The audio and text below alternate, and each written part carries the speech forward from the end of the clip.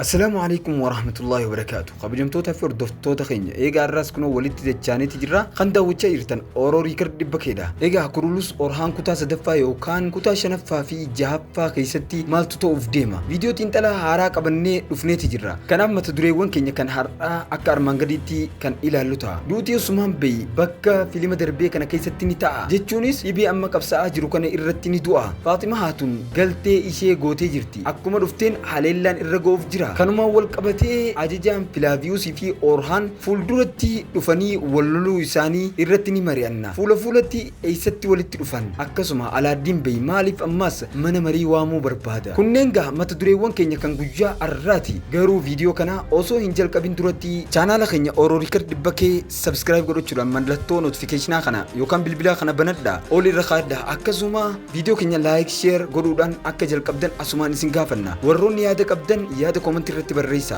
Akkuma yeroo maraa isiniin jennu warroonni VPN hin qabne VPN Play Store irraa buufachuudhaan VPN banachuudhaan connect godhatanii yoo nu daawwattan baay'ee nuuf gaariidha. Galatooma. Kanaaf viidiyoo keenya jalqabuun duratti intro gabaabaa booda walitti dachaana.